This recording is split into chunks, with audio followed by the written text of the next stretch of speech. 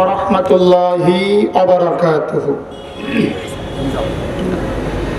إن الحمد لله الأكرم الذي خلق الإنسان وكرمه وعلمه من البيان ما لم يعلم فسبحان الذي لا يحصى امتنانه باللسان ولا بالقلم. نشهد أن لا إله إلا الله وحده لا شريك له ونشهد أن سيدنا وحبيبنا ومولانا محمدا عبده ورسوله الذي أرسله بالحق بشيرا ونذيرا وداعيا إلى الله بإذنه وسراجا وقمرا منيرا. فقد قال الله تعالى في كلامه المجيد وفي فرقانه الحميد. أعوذ بالله من الشيطان الرجيم. بسم الله الرحمن الرحيم.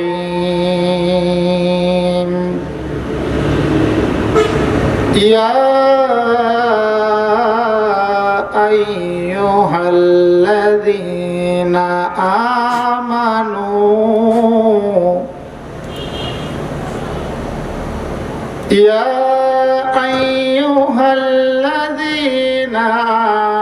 آمنوا هل أدلكم على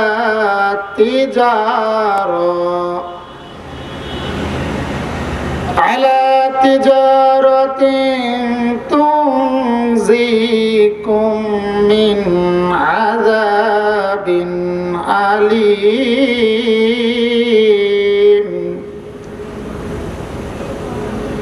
تؤمنون بالله ورسوله وتجاهدون في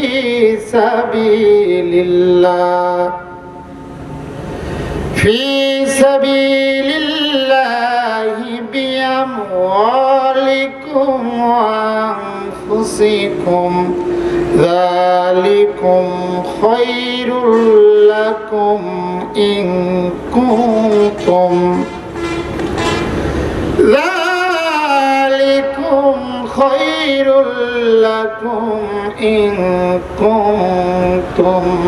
تعلمون. الله أكبر. بسم الله الرحمن الرحيم. إن الله وملائكته يصلون على النبي يا أيها الذين آمنوا صلوا عليه وسلموا تسليما. اللهم صل على سيدنا مولانا محمد وعلى آل سيدنا হাবিবানা মুহাম্মদ। আল্লাহুম্মা, সবাই নবীর প্রেমে মাতোয়ারা হয়ে কণ্ঠের সাথে কণ্ঠের মিল রেখে সকলে পড়ি আল্লাহুম্মা সাল্লি আলা সাইয়্যিদিনা মাওলানা মুহাম্মদ ওয়া আলা আলি সাইয়্যিদিনা হাবিবানা মুহাম্মদ। মনটা যদি হইতো প্রবল হাওয়া, হইতো যদি শুভ্র কবুতর, মেঘের ডানাই পাঠিয়ে দিতাম, মেঘের ডানাই পাঠিয়ে দিতাম মদিনার ওই পথে, জিথায় আমার প্রিয় নবী ঘুমায় নিরন্তর, জিথায় আমার প্রিয় রাসূল ঘুমায় নিরন্তর। আল্লাহুম্মা, জোরে বলেন, মাওলানা মুহাম্মদ ওয়া আলা আলি সাইয়্যিদিনা। আমাকে শহীদ করে সেই মিছিলে শামিল করে নিও। শহীদ হতে চাই, সবচেয়ে মরণের মধ্যে সর্বোত্তম মওত হলো শহীদের মওত, ঠিক কিনা বলেন?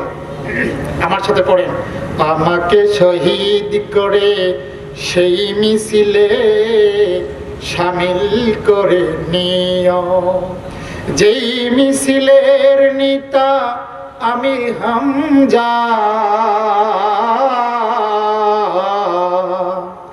যেই মিছিলের নেতা আমির হামজা,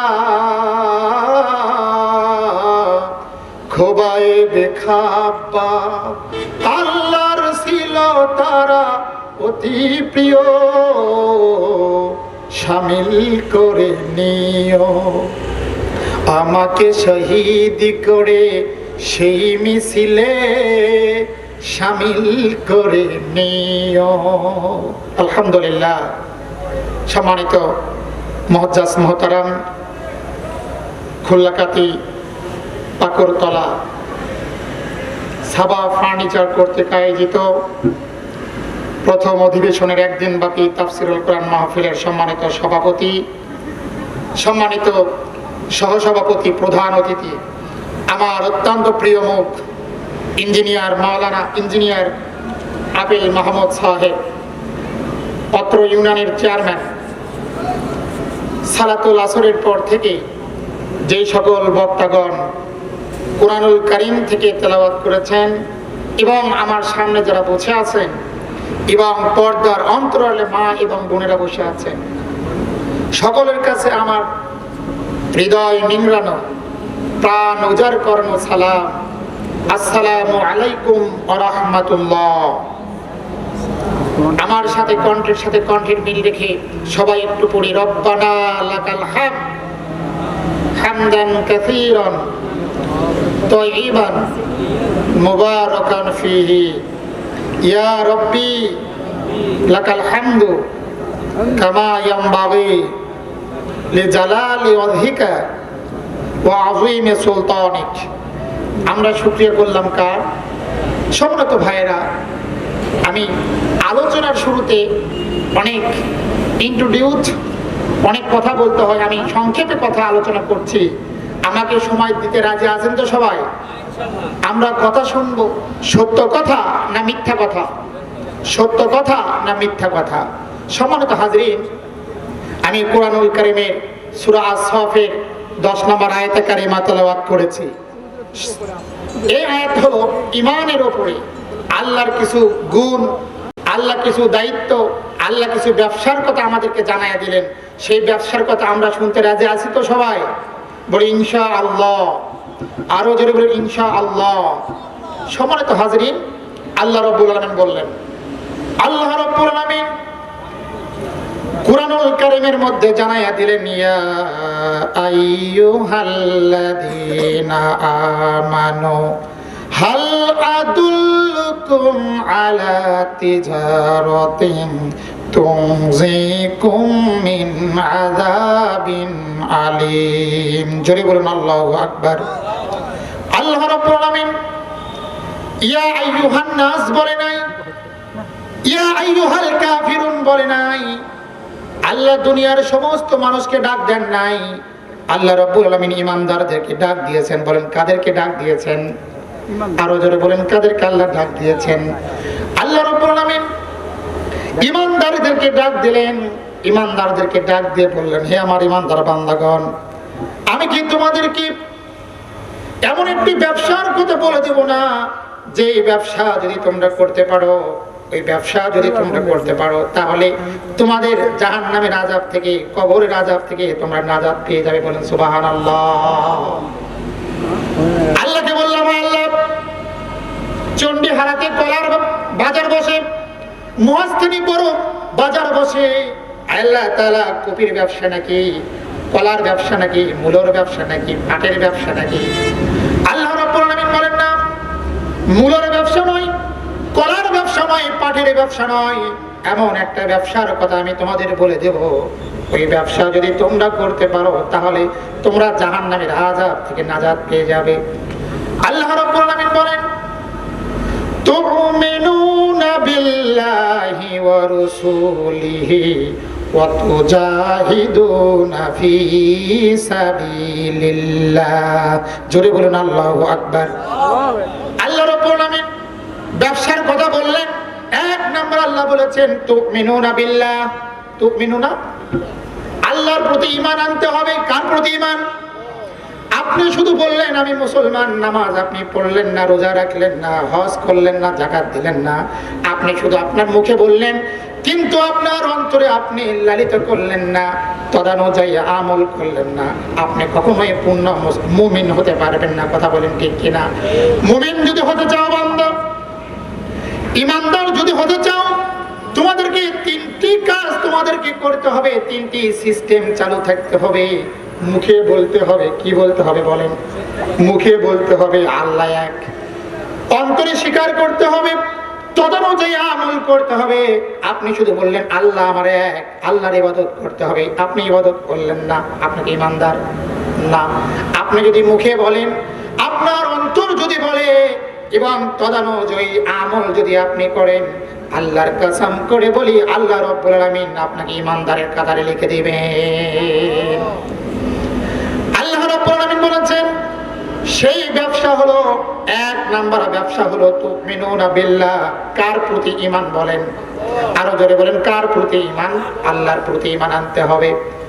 আল্লাহ রাব্বুল আলামিন বলেছেন, বান্দারে তোমরা যদি আমার প্রতি ঈমান আনয়ন করতে পারো, আমি তোমাদেরকে 25 গিফট করব, 25টি পুরস্কার দেব। কয়টি পুরস্কার বলেন? আল্লাহ রাব্বুল আলামিন বলেছেন, তোমরা যদি ঈমান আনয়ন করতে পারো, তাহলে তোমাদেরকে 25টি পুরস্কার দেব। বলেন তো আল্লাহর ওয়াদা সত্য না মিথ্যা? বলেন জোরে বলেন, আল্লাহর ওয়াদা সত্য না মিথ্যা? আল্লাহর ওয়াদা সত্য। আল্লাহ রাব্বুল আলামিন সূরা আজ-জুমার, কোন সূরা?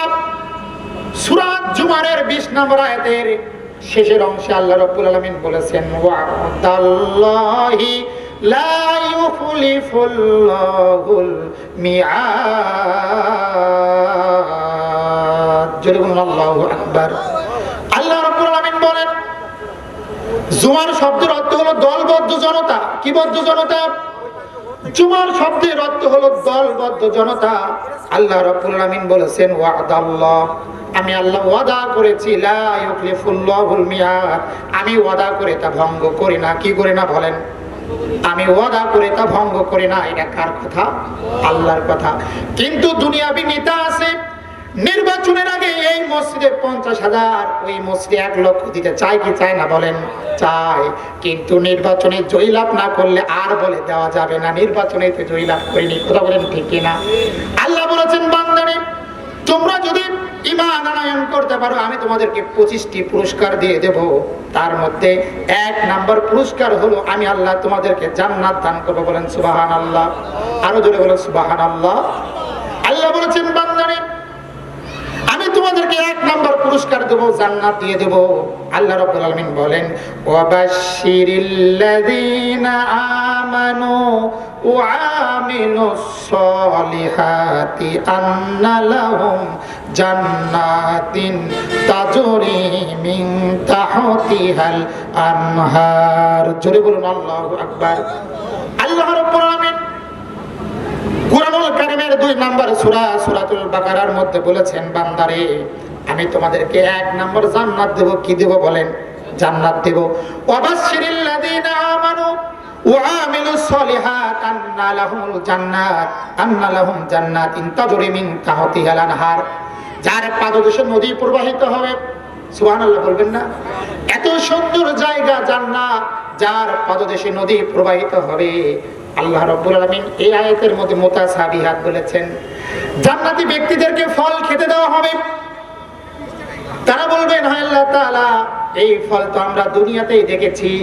আল্লাহ বলবেন ফেরেশতাদেরকে, ও আমার ফেরেশতারা, এর চেয়ে সুন্দর সুন্দর ফল আমার জান্নাতবাসীদের সামনে নিয়ে আসো।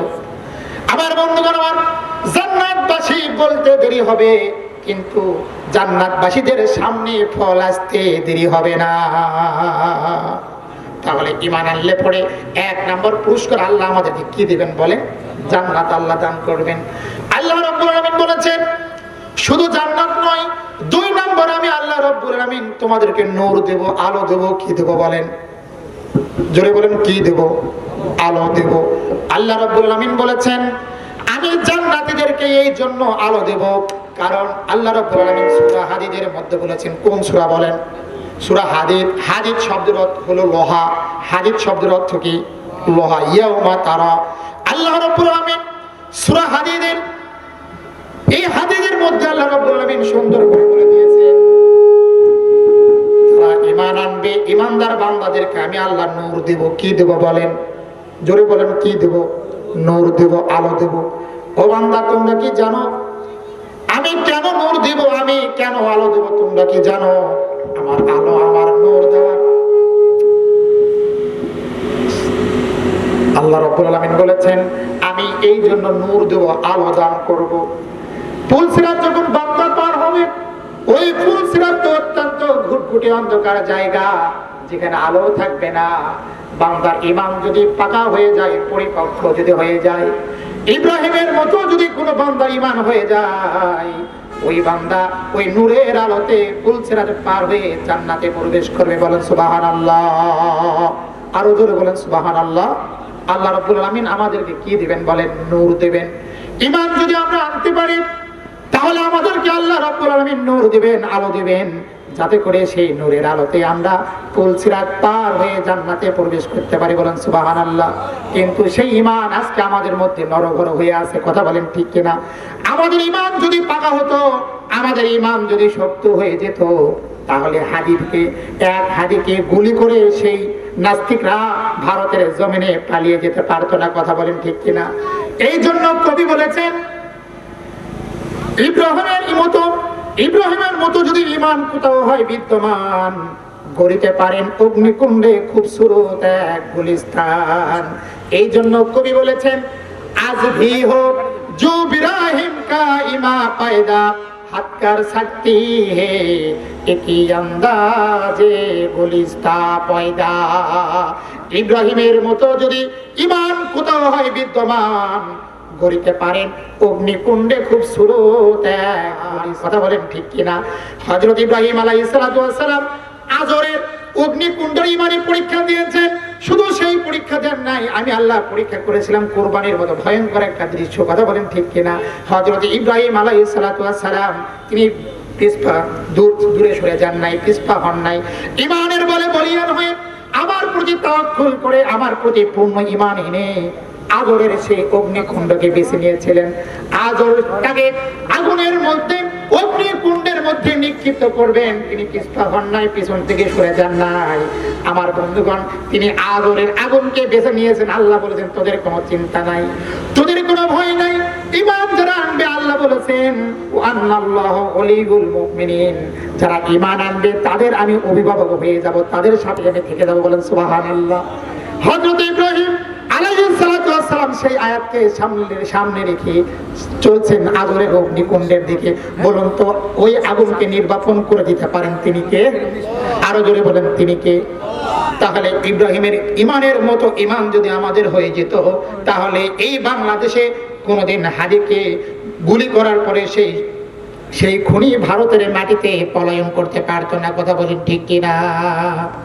আমার বন্ধুগণ, আমার ভাইরা আমার, কোথায় কোথায় এসে যায় এমন একজন মানুষের কথা আমার মনে পড়ে গেল। আল্লাহ তাকে কেমন ইমান দিয়েছেন, কেমন ইমানদার মানুষ তিনি আল্লাহ তাকে বানিয়েছিলেন। বিশ্বনন্দিত মুফাসসিরে কোরআন আল্লামা দিলওয়ার হোসেন সাইদি মুসলমানের কলিজার টুকরা। কথা বলেন ঠিক কিনা? কোথায় জাতির পিতা আর কোথায় সিরাজ হ্যান্ডেলের পিতা, ঠিক কিনা? 17টি বছর জাতির পিতা বলে আমরা যার পেছনে স্লোগান দিয়েছি, কোথায় জাতির পিতা আর কোথায় সিরাজ হ্যান্ডেলের পিতা, কোথায় শেখ সাদি আর কোথায় বকরিল্লাহি। কথা বলেন ঠিক কিনা? আল্লাহ রাব্বুল আলামিন বিশ্বনন্দিত মুফাসসিরে কোরআন আল্লামা সাইদি হুজুরকে এত ঈমান দিয়েছেন, আমার বন্ধুগণ, তার জীবনের শেষ হজ পালন করার জন্য তিনি সৌদি আরবে চলে গেলেন। তাকে ফোন করে বলা হলো, হুজুর আপনি আর বাংলার জমিনে আসবেন না, বাংলার মাটিতে আসেন না। আপনি যদি বাংলার জমিনে আসেন তাহলে কাফেররা আপনাকে ধরে ফেলবে, অ্যারেস্ট করবে, আপনার নামে মামলা দেবে, জেলখানায় নিয়ে যাবে, এমনকি ফাঁসির কাস্টে আপনাকে ঝুলাবে। কারণ কাফেরদের একমাত্র দুশমন হলো কুরআনুল কারীম। কথা বলেন ঠিক কিনা? তারা কোরআনের আলো জ্বলবে, তারা এটা সহ্য পায় না। কথা বলেন ঠিক কিনা? আমার বন্ধুগণ, আমার ভাইরা আমার, আল্লামা আব্দুল্লাহ হোসেন সাইদি হুজুর, তাকে বলা হলো, হুজুর আপনি বাংলার মাটিতে আসেন না, আন্তর্জাতিক অপরাধ ট্রাইব্যুনাল আপনার নামে গঠন করা হয়েছে, আপনি আসলেই জালিমেরা আপনাকে ধরে জেলখানার মধ্যে রাখবে, আপনি আসবেন না। আল্লাহ তার এত বড় ঈমান দিয়েছেন, তিনি ফোনের মধ্যেই বলে, আমার যদি মওত হয়ে যায়, আমি শহীদি তামান্না গ্রহণ করব বাংলার জমিনে, বাংলার মানুষের সামনেই শহীদ হয়ে যাব, তবেও কাফেরের ভয়ে আমি লেজ গুছে থাকতে রাজি নই। এত ঈমান তাকে দিয়েছেন। তিনি হজ রুবত পালন করে হজ শেষে তিনি বাংলার মাটিতে আসলেন। আসার পরে কয়েকদিন পর তাকে ধরা হলো, অ্যারেস্ট করা হলো। আহারে, দীর্ঘ 13টি বছর তাকে জেলখানার মধ্যে রাখা হলো। কত নির্যাতন করেছেন, কথা বলেন ঠিক কিনা? তারা ছিলেন ইমানদার বান্দা, তাদের ছিলেন ইমান পরিপক্ক, পাকা ইমানদার বান্দা ছিলেন। তারা মওতকে বেছে নিয়েছেন। কাফিরের সাথে, বাতিলের সাথে তারা আপোষ করেন নাই, মওতকে তারা বেছে নিয়েছেন। আমার বন্ধুগণ, আমি কিন্তু আজকে আলোচনা করছি ইমানের উপরে। কার উপরে বলেন? ইমানের উপরে। আমার বন্ধুগণ, কোন বান্দা যদি ইমানদার হয়ে যায়, কোন বান্দার মধ্যে যদি ঈমান থেকে যায়, ইমানদার, পূর্ণ ইমানদার হলে ওই বান্দার উপর জেল হতে পারে, জরিমানাও হতে পারে। কথা বলেন ঠিক কিনা? হযরতে বিলাল কি ইমানদার ছিলেন না? ছিলেন কি ছিলেন না বলেন? ইমানদার ছিলেন। এই জন্য উমাইয়া মনির উত্তপ্ত বালুর উপর থেকে চিৎ করে শোয়া দিয়া বুকের উপর পাথর চাপা দিয়েছিলেন। কথা বলেন ঠিক কিনা? ইমানদার ছিলেন হযরতে সুমাইয়া। আর যে ইমানের কারণে তাকে নির্যাতন, অমানবিক নির্যাতন করে তাকে শেষ করে দেওয়া হয়েছে। কথা বলেন ঠিক কিনা? ইমানদার ছিলেন আসিয়া, যাকে উত্তপ্ত গরম তেলে তাকে ভাজানো হয়েছিল। কথা বলেন ঠিক কিনা? খাব্বাবের দিকে তাকান, সেই সময় তদানীন্তন সেই যুগে সাহাবে আজমাইনের যুগে দেখেন, যারা ইমানদার ছিলেন তাদেরকে চিরে দ্বিখণ্ডিত করে তাদেরকে উত্তপ্ত বালুর মধ্যে তাদেরকে নির্যাতন করা হতো। কথা বলেন ঠিক কিনা? আমার বন্ধুগণ, আজকের সমাজের দৃষ্টান্ত একটা এক্সাম্পল দেই, উদাহরণ আপনাদেরকে দিয়ে যায়। ঠাকুরগাঁয়ে যিনি মির্জা ফখরুল সাহেবের সাথে যিনি লড়ছেন, বাংলাদেশ ইসলামী আন্দোলনের একমাত্র সৈনিক, আল্লাহ যাকে জিন্দা শহীদ হিসেবে কবুল করেছেন, নাম হলো দেলোয়ার ভাই। কি বলেন? দেলোয়ার। মির্জা ফখরুল ইসলাম আলমগীরের সঙ্গে যিনি দাঁড়িপাল্লা প্রতীক নিয়ে লড়ছেন, তিনি হচ্ছেন আমার কলেজার বড় ভাই দেলোয়ার ভাই। এই ভাই তো জিন্দা একটা শহীদ। হুজুর কেমনে জিন্দা শহীদ? বেঁচে থাকতেই শহীদ। কিভাবে? তিনি যখন রাজশাহী বিশ্ববিদ্যালয়ের ছাত্র ছিলেন, শিবিরের সাবেক সভাপতি তিনি ছিলেন। নাস্তিক সরকার, ফ্যাসিস্ট সরকার, খুনি হাসিনা তিনি আজকে ভারতের মাটিতে পলায়ন করছেন। এই খুনি হাসিনার বাহিনীগুলো দেলোয়ারকে বললেন, দেলোয়ার তুমি ইসলামী আন্দোলন ছেড়ে দাও, তুমি দ্বীনের কথা বলা ছেড়ে দাও, মানুষকে দ্বীনের প্রচার করা তুমি ছেড়ে দাও, তোমাকে সর্বোচ্চ সম্মান, সর্বোচ্চ চাকরি দিয়ে বাংলার জমিনে রেখে দেওয়া হবে, তোমাকে বিসিএস ক্যাডার বানানো হবে। তুমি যদি ইসলাম প্রচার করা, দ্বীন প্রচার করা ছেড়ে দিতে পারো, তাহলে বিসিএস ক্যাডার বানানো হবে, তুমি যে চাকরি চাবে সেই চাকরি তোমাকে দেওয়া হবে। আল্লাহ রাব্বুল আলামিন দিলওয়ার ভাইয়ের ঈমান এত পাকা করেছেন, তিনি বলেছেন না না না, আমার আল্লাহ আমার কিসমতে আমার তাকদীরে যা লিখেছেন আমার সেইটাই হয়ে যাবে, আমি আমার রবের দিন প্রচার করব। তবু কাফেরদের ওই বুদ্ধিতে কাফেরদের সাথে আমি আপোষ করতে রাজি নই। তিনি যখন বললেন না আপনাদের দলে আমি যাব না, আপনাদের সাথে আমি একমত হতে পারবো না, আমি আমার দিনকে আমার কোরআনকে আমার জীবনের সাথে আমি গেঁথে নিলাম। আমার বন্ধুগণ, তিনি যখন নাকচ করলেন, পার্লামেন্ট থেকে সংসদ থেকে হুকুম দেওয়া হলো, আদেশ জারি করা হলো, দেলোয়ারকে ধরো। দেলোয়ারকে ধরার জন্য গ্রেফতারি পরোয়ানা জারি করা হলো, যৌথ বাহিনীর অভিযান চালানো হলো। ইন দ্য মিন টাইম তাকে অ্যারেস্ট করা হলো। আহারে কত নির্যাতন তাকে করেছেন। হাতের আংটিগুলো প্লাস দিয়ে টেনে টেনে তুলেছেন। জিন্দা একটা মানুষ, কত নির্যাতন করেছেন। পায়ের আংটিগুলো, পায়ের নখগুলো প্লাস দিয়ে টেনে টেনে তুলেছেন। জীবন যায় যায় যায় যায় ভাব। শরীরের যত বন আছেন, শরীরের যত অস্থি আছে, প্রত্যেকটা অস্থিতে আঘাত করেছেন, অস্থিগুলো ভেঙে দিয়েছেন। দিলওয়ার ভাইকে এমন একটা ঘরের মধ্যে রেখে দিয়েছেন যে ঘরের মধ্যে ঘুমানো যায় না, দাঁড়িয়ে দাঁড়িয়ে থাকতে হয়। এত নির্যাতন করেছেন। দিলওয়ার ভাইকে পায়খানার মধ্যে, টয়লেটের মধ্যে, যেখানে আমরা পায়খানা করি, যেখানে আমাদের মলমূত্র পড়ে যায়, ওই জায়গাতে মুখ উপর করে দিয়া, মাথার উপর বাল্ব দিয়া নির্যাতন করেছেন। তবুও দিলওয়ার ভাই ইসলামের পথ থেকে, ইমানের পথ থেকে বিন্দু পরিমাণে সরে যায় নাই। ঠিক কিনা বলেন? দিলওয়ার ভাইয়ের মা, দিলওয়ারকে দেখতে গেলে আহারে মায়ের চোখ থেকে ঝরঝর করে পানি পড়ে। আমার দিলওয়ার রাজশাহী বিশ্ববিদ্যালয়ের একজন ছাত্র ছিলেন। আমার দিলওয়ারের তো কোনো অপরাধ ছিলেন না। আমার দিলওয়ারকে কাফের বাহিনীরা তাদের দলে নিয়ে যাওয়ার জন্য অনেক চেষ্টা করেছিলেন, প্রলোভন দিয়েছিলেন, বুদ্ধি দিয়েছিলেন, কিন্তু আমার দিলওয়ার কোরআনের খাদেম হওয়ার জন্য তাদের স্বার্থকে, তাদের বুদ্ধিকে তিনি অমান্য করেছেন, ওভারটেক করেছেন, যার জন্য আমার দিলওয়ারের এত নির্যাতন হয়েছে। আমার দিলওয়ার আগামীকাল ভালো মানুষ ছিলেন, আজকে আমার দিলওয়ারকে হুইল চেয়ারে বসে হাতে পায়ে ডান্ডা বেরি লাগিয়ে তাকে ঘোরানো হচ্ছে। আহারে ও আল্লাহ, আমি আপনার কাছে দোয়া করে গেলাম, আপনার কাছে দোয়া করি আমার দিলওয়ারকে আল্লাহ তাআলা জিন্দা শহীদ হিসাবে আপনি কবুল করে নেন। কার দোয়া বলেন? মায়ের দোয়া। মায়ের দোয়া, মায়ের দোয়া, মা দোয়া করেছেন, জিন্দা শহীদ হিসাবে কবুল করেছেন। আমার বন্ধুগণ, ইমানের বলে বলিয়ান হয়েছেন দিলওয়ার, যার জন্য ইমানি লড়াই করেছেন, সাহাবে আজমাইন লড়াই করেছেন। আমার বন্ধুগণ, তবে তাবাইন লড়াই করেছেন, নবী রাসূলগণ ইমান নিয়ে লড়াই করেছেন। তবু ইমান যাদের অন্তরে জড়িত, বিন্দু পরিমাণ ইমানের পথ থেকে তারা বিন্দু পরিমাণ সরে যায় নাই। ঠিক কিনা বলেন? তাহলে এক নম্বর হলো তুমিনুনা বিল্লাহ, তুমিনুনা বিল্লাহ। এক নম্বর ব্যবসা হলো আল্লাহর প্রতি ইমান আনতে হবে। কার প্রতি ইমান বলেন? আরো জোরে বলেন, কার প্রতি? ইমানের পথে অবিচল রেখে আমার মরণ যেন হয়। ঠিক না?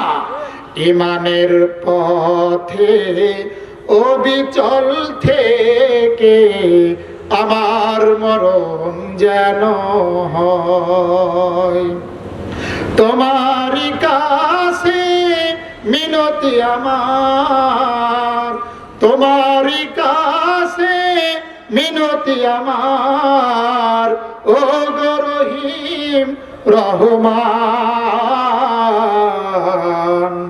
ইমানের পথে অবিচল থেকে আমার মরণ যেন হয়। ঠিক না?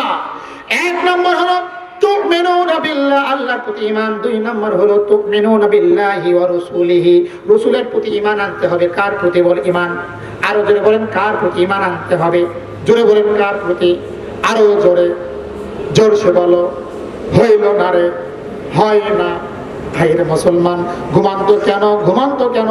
আমাদের আওয়াজ হবে খাব্বাবের মতো, আমাদের আওয়াজ হবে আমরা হলো খাব্বাবের উত্তরসূরি, আমরা হলো সুমাইয়ার উত্তরসূরি, আমরা হলো ওমরের উত্তরসূরি, আমরা হলো আবু বকরের উত্তরসূরি। লিল্লাহি তাকবীর। মাহফিলের পক্ষ থেকে আপনাদের মাহফিলের যিনি দ্বিতীয় বক্তা আমার ওস্তাদ, আমার মাথার তাজ, অত্যন্ত কুকিল কণ্ঠী সুনিষ্ঠ ভাষী, পাশে পেয়ে তাকে রেখে কথা বলা আমার ঠিক না। আমার জন্য দোয়া রাখবেন।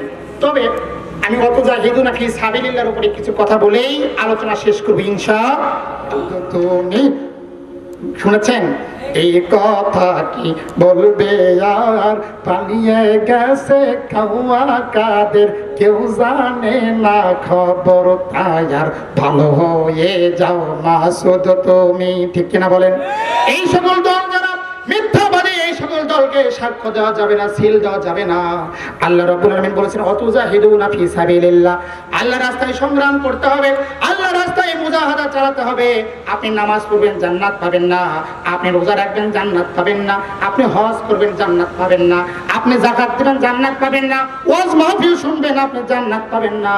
আল্লাহ রাব্বুল আলামিন বলেছেন আমি আল্লাহ জান্নাত বিক্রি করে দিয়েছি। কি করে দিয়েছে বলেন? জান্নাত যদি বিক্রি করে তাহলে নামাজ পড়ে আমাদের কি হবে? নামাজ পড়া লাগবে কি লাগবে না বলেন? নামাজও পড়তে হবে। আল্লাহকে বললাম আল্লাহ আপনি তো জান্নাত বিক্রি করে দিয়েছেন, কিসের বিনিময়ে বিক্রি করেছেন? 1 লক্ষ টাকা না 1 কোটি টাকা, 1 বিলিয়ন, 1 মিলিয়ন না 1 ট্রিলিয়ন টাকা, কত টাকা? আপনি যদি টাকার বিনিময়ে জান্নাত যদি বিক্রি করেন, টাকার বিনিময়ে যদি আপনি জান্নাত বিক্রি করেন, তাহলে খেয়ে না খেয়ে টাকা রোজগার করব, তো জান্নাত আমি ক্রয় করে নেব। আল্লাহ বলেছেন না না, আমি টাকার বিনিময়ে জান্নাত বিক্রি করি নাই, টাকার জন্য বিক্রি করি নাই। শোনো শোনো শোনো, সূরা তাওবার মধ্যে আল্লাহ রাব্বুল আলামিন বলেছেন ইন্নাল্লাহা আশতারা মিনাল মুমিনিনা আনফুসাহুম ওয়া আমওয়ালাহুম বিআন্না লাহুমুল জান্নাহ। জোরে বলুন আল্লাহু আকবার। আল্লাহ রাব্বুল আলামিন বলেছেন ইন্নাল্লাহা আশতারা মিনাল মুমিনিন, ইন্নাল্লাহ নিশ্চয় আমি আল্লাহ মুমিনের জান এবং মালের বিনিময়ে আমি আল্লাহ জান্নাতকে বিক্রি করেছি। বলেন সুবহানাল্লাহ। আমার রাস্তায় সংগ্রাম করবে, আমার রাস্তায় মুজাহাদা চালাবে, আমার রাস্তায় সংগ্রাম করতে গিয়ে নিজে মরবে, অপরজনকে মারবে। এই আয়াতের মধ্যে আল্লাহ রাব্বুল আলামিন বলেছেন তোমরা যদি সংগ্রাম করতে পারো, তোমরা যদি মুজাহাদা চালাতে পারো, জিহাদ যদি করতে পারো কাফেরদের বিরুদ্ধে, আমি আল্লাহ রাব্বুল আলামিন 100% তোমাদেরকে উদখুলুল জান্নাত, জান্নাতে প্রবেশ করাবো। আমি আল্লাহ তোমাদেরকে বলে গেলাম আল্লাহর কসম করে বলি, এই 3টি বিজনেস যদি করতে পারো তোমাদের জন্য আমি আল্লাহ সুন্দর জান্নাত, জান্নাতুল ফেরদাউস রেডি করে দেবো। বলেন সুবহানাল্লাহ। সম্মানিত হাজির, আমার স্যারকে রেখে, আমার ওস্তাদকে রেখে আমি কথা বলবো না। আমার পরিচয় বেশি নাই, আমার এলেম কালামে আমি খুবই শূন্য। তো আমি যতটুকু কথা বলেছি অগোছালো কথা, কারণ ইমানদার ইমান আনলে আল্লাহ 25টি পুরস্কার দেবেন। তার মধ্যে 3টি কথা বলেছেন, বাকিগুলো বলতে পারলাম না, যেহেতু উস্তাদকে রেখে তো কথা বলা সম্পূর্ণটাই বেয়াদবি। তারপরও যতটুকু তাকে পাশে রেখে আমি কথা বলেছি, এইটুকুর জন্য আমি ক্ষমা চেয়ে নিচ্ছি। আমার উস্তাদ যেন আমাকে ক্ষমা করে দেয়, আমি তার জন্য দোয়া করছি। বারাকাল্লাহু ফি হায়াতি ওয়া ইলমিহি ওয়া আমলিহি। আপনারা আমার জন্য দোয়া রাখবেন, আল্লাহ যেন আমাকে দাঈ ইলাল্লাহ, কোরআনের খাদেম হিসাবে কবুল করে নেয় বলে আমিন। আমার জীবনের সর্বোচ্চ যে ভুল এটা যেন রব্বে কারীম ক্ষমা করে দেয় বলে আমিন। আপনাদের সুস্বাস্থ্য দীর্ঘায়ু কামনা করে আজকের এখানে কাকুরতলা সাবা ফার্নিচার, আল্লাহ বলেছেন মান আমালা বিল্লাহ ওয়া আমিলা সালেহ, যারা ভালো ঈমান আনলো, ভালো কাজ করলো, ফালা খাউফুন আলাইহিম ওয়ালা হুম ইয়াহজানুন, তাদের কোনো ভয় নাই, তাদের কোনো চিন্তা নাই। আল্লাহ যেন আমাদের সবাইকে কবুল করে নেয়। আমা তাওফিক ইল্লা বিল্লাহ। এই বলে আমার কথা শেষ করছি। কোনোদিন যদি আল্লাহ আমাকে তাওফিক দান করে দেয়, আশেপাশে সুন্দরভাবে কথা বলার জন্য চেষ্টা করি ইনশাআল্লাহ। আসসালামু আলাইকুম ওয়া রাহমাতুল্লাহি ওয়া বারাকাতুহু।